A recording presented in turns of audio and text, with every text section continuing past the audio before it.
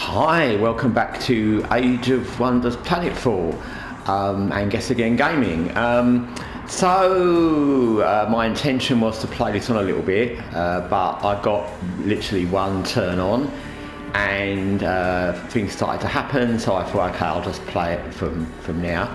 The first thing that happened is these annoying NPC factions demanded a lot of energy, and we're doing quite well on energy now, but you'll find if you play this that when they get to this kind of level where they're demanding sectors and energy all the time, they're just annoying. And it says if I decline now, even though I've given them stuff early, the more times you decline, which you will end up doing during the later game because you won't have time to keep giving them stuff, all the stuff to give them. When they demand sectors, you won't be giving them sectors, so whatever you do, you'll end up at war with these. And now I don't care. I just don't care. Yeah, we'll end up at war. Do what you want, because it's inevitable, because you can't win against that, because like I said, they'll ask for a sector, and then if you give them a sector, they'll ask for another one, and if you ask for, it's like give them an inch, they'll take a mile. So if you ask, they'll ask for that amount of energy, and then in a few more turns they'll ask for the same amount again, or another sector, and then they'll still want a war. So at a certain point you'll realise, and it can be any point, you can do this early, you can do it late, it depends how you want to play it, but at a certain point you'll realise that giving them an extra thing won't stop the war. You can just give them a thing, and then you're at a war, you're at the edge of war with them all the time, and so everything you do after that, once you decline a few quests, everything you do will end up being a war. So if you give them this, the next time will be giving it all war, and then if you give them that, the next time is a war. So you might as well just have a war. And the other thing I'd say about these NPC factions is war is very it's a very broad term for what happens, a bit like the war with the AI players actually. They don't necessarily, or indeed in general, suddenly start attacking you, and like I said, because they're not concentrated en masse in any area, so they've got an army there, but that's not going to do much against one of our colonies or one of our big armies, so they don't actually suddenly start attacking you. And what you kind of need to do, and I've done it in other playthroughs, not in this one, is if you can time your conflict with these to the right moment, you can use it to your advantage, because then you can attack any areas, for example there, where there's a nice area that they're in control of, the spaces, we're now at war with them. So now that gives us a reason to attack that, and we can end up controlling that. So if you time it right, and you have the resources and the right army, you can use that to your advantage.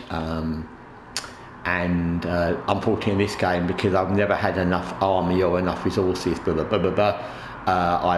done that. But anyway, we're at war with them now, and we'll see what happens, because the other thing that started to happen was, amazingly, or not amazingly, the AI player started to get onto their raft boat things, and you can see they've got quite a lot of army on these raft boat things. Now again, as you've seen before, and as I've said before, that can mean anything. They might all suddenly go back ashore, they might just be out for a day trip to just cruise around here and then go back up here, or they might come and do something, and there's no way of knowing. And equally, there's no way of knowing where they'll go. They may go straight across there, although they've started like boarding their rafts there, and it would be more sensible to board there. Or they may come down here. If they come down here, we've got that teleport access to that area quickly, and I'll have to decide whether I want to use it. So yeah, we've got some new units that we made for our military research, and now we will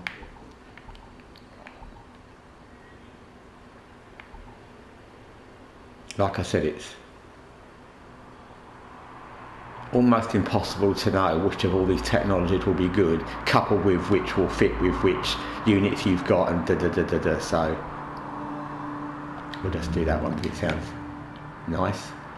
And yeah, really now it's just about them. Like I said, what I'm going to do, this playthrough won't go on much longer, because they're either going to attack us or we're just going to get fed up with it, just going backwards and forwards. But what I intend to do at some point in the future is do a playthrough where I play as attack early and see how that goes, and play it in a more aggressive way, and the same with the NPC factions as well, but we will see.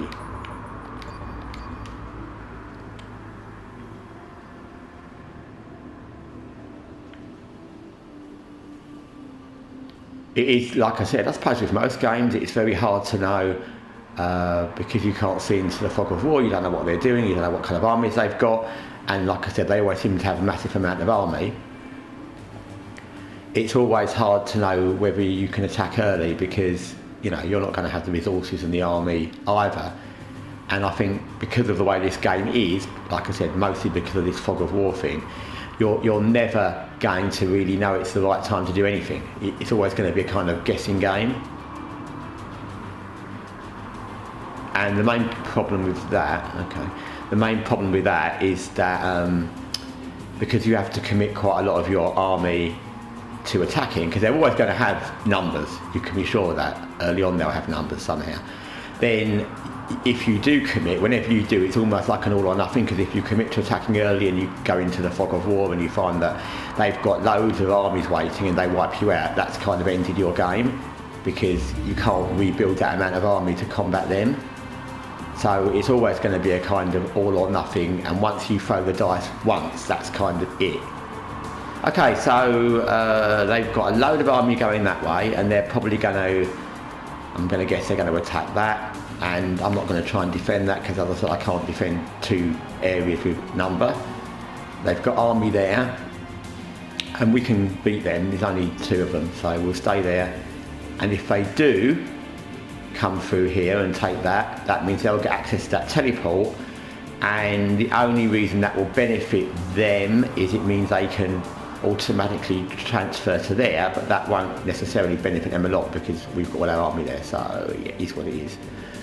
And other than that, there's not much we can do. Like I said, I'd like to attack these spaces. Sometimes, and actually quite often, I find that the NPC factions, even if they say they're at war with you, they won't really do anything unless you attack them.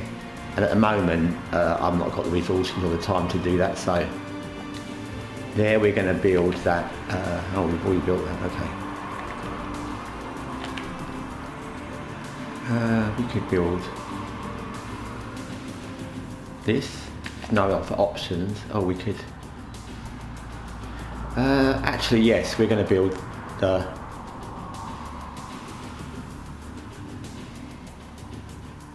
Doomsday weapon, I think. Let's see where we can build it. This area looks quite... Emerald Mountain would be a good choice, possibly. But yeah, considering how the war's going, and we've got the resources now, we're going to start building Doomsday weapons, and at the very least we can kind of trial it out in video. Okay, so that's that. Turn will be a bit quicker now because we're not sort of moving all our separate armies around to do stuff, we're just kind of waiting on them.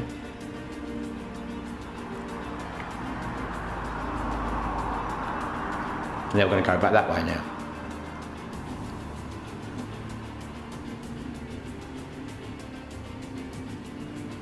I think it would be, I'm trying to think of the right term. It will be helpful in this game, considering all the other things I already said, like the thing with the fog of war, and you've got no spies and assassins, and you can't go into enemy areas to see what they're doing unless you just send a unit to die, basically. You can't send spies and uncover all their cities and colonies, and you can't even fire weapons into their colonies that are still in fog of war. I think it would be helpful if the AI players were more consistent. What I mean is this thing where they go backwards and forwards, and they've got like some there, and then they go that way, and then they go a bit that way, and then they come back that way. That's just annoying. I don't mean it's annoying in the context of our empire or the war. It's just annoying as a player, as me, because you can't really do anything with that. I mean, even if we were really being aggressive, then, you know, they're just going to wait there, and they might wait to fight, they might run back there, and then they might run over there. And they've got overwhelming numbers, so it doesn't make any sense. So it will be more fun, I would say, if the AI players did something more consistent. If they wanted to attack, then attack. If they wanted to defend, defend. If they want to not do anything, don't do anything. But the fact they just go up and down the map, and I'm not doing anything, I'm just there. I've been there for a long time now with my army. It's annoying. It's slightly annoying that they just do this weird thing where they go up and down the map. And these ones just got there, and now they're just sitting there. So again, same. I'm not saying it's the end of the world, and I'm not saying it makes the game bad. But at this stage of the game, and if you've watched the last few videos, it just ends up in this really frustrating stalemate when the game won't basically progress unless you basically commit suicide by attacking a massive force of theirs, because they don't do anything. And maybe that's what they want you to do, annoy you into doing something, but it's annoying. So if that's the case, they've succeeded. Okay, so oh yeah, we've still got that watching. We'll leave that there because there's no point to moving that. They'll just die. We've got another unit there which we will bring and join up here.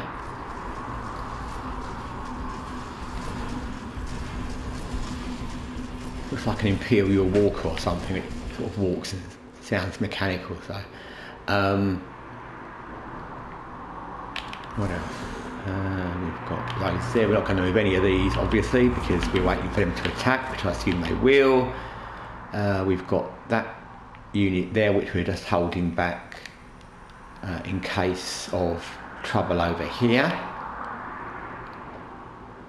And again, same. We can't do that much. We're building more units and we're building things in our colonies, but apart from that, we're kind of committed to just waiting for them to do something.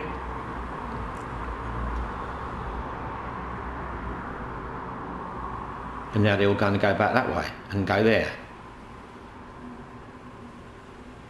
I'm like, what possible reason would there be to do that? And then they all join up together again. I mean, that's nice for them. I mean, maybe they, like I said, maybe they like company a lot, but they must really like it, because basically they were all there on their arse waiting to they could attack there. The rest were going that way. And they had big numbers in both areas, and now they've just all gone back in the middle to join up in this kind of group huddle. And it's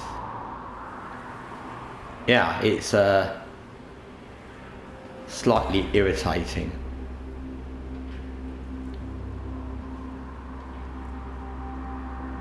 And what you haven't got in this game is a real, I mean, I know these operations where you can kind of fire an operation at one unit and demoralise them and things like that. But what you haven't got is a thing like long distance firepower, which I think again would be another thing that would really help with this situation, because it would stop them doing that. So for example, if you had a colony, or in a colony you could make a base, one of your bases could be a missile base, one of these things like this could be a missile base, and you could fire long-range missiles at anything that's outside fog of war, which would be all of that. You could do that, and that would stop them doing that, because the only way to do that would be to send our flying units or our units in to engage them, and then they wipe us out because look at the amount they've got. But if you had a base where you could fire missiles, maybe 6 or 7 squares inside the fog of war, that would stop them doing this, and this is just really frustrating, and it's pointless. It's pointless for them, it's pointless for us, and it's pointless for the game. So again, we're stuck with that thing where we can't really move anywhere because they're all waiting to come here. If they all came here at once, as you can see the amount of them, they would probably wipe us out, but they're just playing with us, or I don't know what they're doing. So again, we can't really do anything. They want a section, they can get lost. I don't care if they want to be at war, we can be at war with everybody. War in this game doesn't necessarily mean, as you've seen, doesn't mean anything. And you'll get used to that. I realised that in my first playthrough when I first started this game. I think I started up being at war with one of the NPC factions really early because I didn't understand the declining their demands. and they just didn't do anything. So it wasn't really a war. They just said we're at war, but then they didn't do anything. And as you can see now, we're at war with the spacers, but they're not really doing anything. They're just sitting there being annoyed.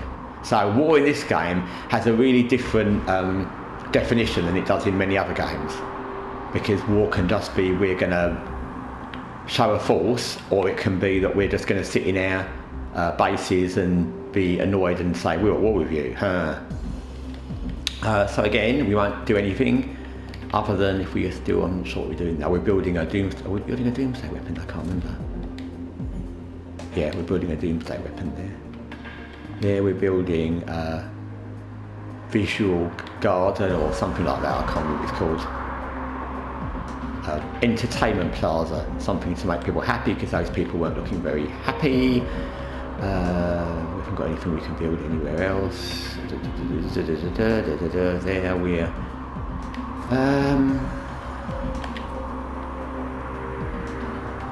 yeah, we'll build that. I know I said I'd wait and not build that, but I'm gonna do something. Okay. Yep. Those units there, we can go through the whole lot of units now. We don't have to do that, right?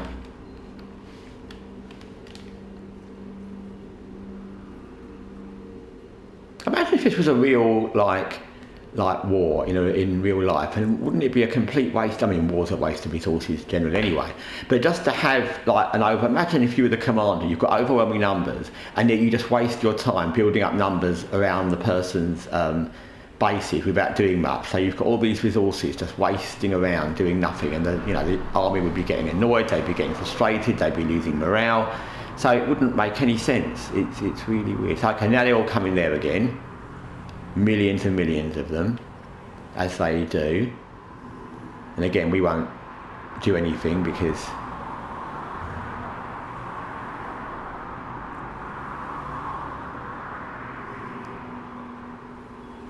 what can we do?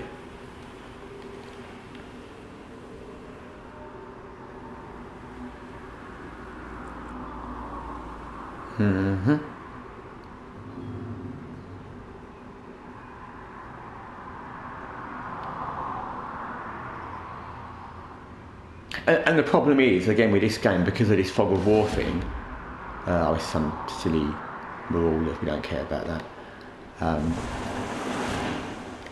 Usually if marauders attack your bases, they die anyway. They haven't usually got the numbers to do it, and we don't really care about that. Yeah, the problem with this game is because of this fog of war thing and the fact you haven't got spies or assassins or diplomats going into areas to see what's going on, even if we had massive amounts of army, not massive, but more units other than the ones we've got tied up there, it would still be very hard to do a counter-attack where normally you'd be thinking, okay, we'll go here and attack that. But you don't know what they've got here, and there's no way of knowing. So it's very hard to work out a strategy because you're flying blind. Like everything here is like a shot in the dark. Oh, we've got our doomsday weapon, that's good. Operations planned and ready.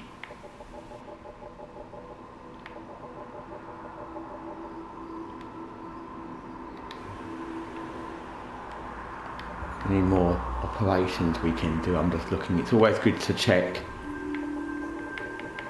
if there's anything new you can do that might be useful. Guerrilla strike. Might be useful. It's not a lot of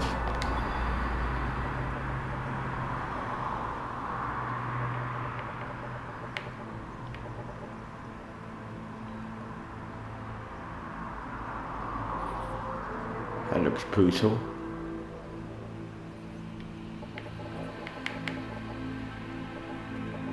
Okay.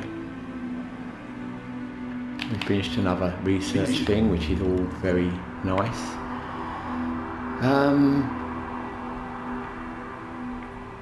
Yeah, we'll just buff that player research, I think.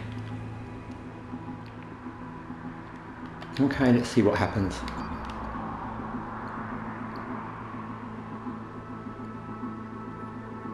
Might probably be good. There's all their millions of forces. Oh dear.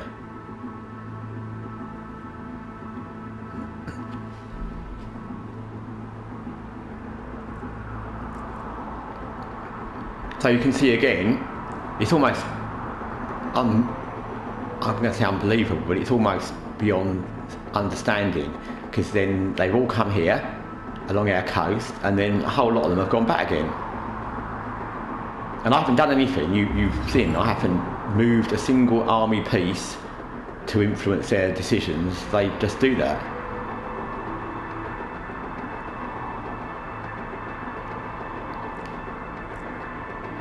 Okay, so we're still in the stalemate, and again we're still stuck with the same problem, because we can't zap these guys from distance. We can with one operation that will probably affect a couple of units or a couple of armies, but that's not going to do it. We can't attack them really, because once we leave, they're a few tiles away. So if we moved our armies to attack these, and there's quite a lot of them, even if we won this, then they're going to bring all these armies to attack us as well. So we're stuck with that. And like I said, that it ends up in this really irritating stalemate. And especially because they've got overwhelming numbers, okay, then just end it. Do what you're going to do, but they don't. And so we can't do much with that. With diplomacy, they like us even less now. Actually, that's scary. This other faction suddenly likes us less than the one we were at war with. So that's probably not going to end very well either. And that one that we don't trust likes us less. Everyone likes us less. Like I said, because we're building doomsday weapons, that usually happens. But, one faction attacked us for no reason and started a war, and the other one backstabbed us and broke off our alliance. So what do they expect? We played straight. It's them that caused the problems, officer. So we can do something else here. We might as well do something here. We can build that plaza thing, because people are getting unhappy. I will be unhappy. I am unhappy with the lack of progress in this war.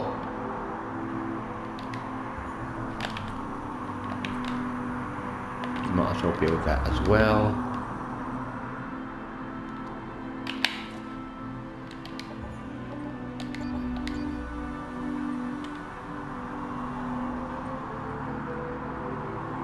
But yeah, I think if you've watched these videos and you've seen what the AI do and how they do it, with how many numbers and everything else about the way you can't spy on them, and it's not the fog of war and I think you may learn that you need to attack them earlier, and you need to have an offensive strategy. Because waiting until you build up tech won't necessarily change the balance of power either way, as it wouldn't earlier on if you attack them right at the beginning. Yes, what's this? Some more marauders. I don't care about them. They always lose. Yeah, it wouldn't make a lot of difference if you attack them literally first turn or last or 100th turn. The balance of tech and armies should be theoretically similar. But if you give them the chance to be declare war on you and be offensive, they're just going to do this, and they're all back in a little row again, which is all very nice for them. It all looks very pretty, and if you were doing a parade down Red Square or something, that would look nice. It would impress the masses, but in the context of a game and in the context of this, it's just, like I said, irritating, really irritating. What I'm going to do is I'm going to end this video now, because they're just going to keep doing this, and as you can see, that's not going to make any progression, and I can't really do much. So basically I'm not doing much and they're not doing much, and we can keep researching, and we can keep building new tech, and we can keep building new armies, but again, we still won't have enough overwhelming number of army or tech to attack them. And if we attack them here, they may have got tons of armies up here, because we won't know. If we attack them and try and counter-attack up here with a different army, then they've got all these here. So we're stuck whatever we do. So what I'm going to do is I'm going to end this video now. And what I'll do in the next video, I will use our Doomsday weapon.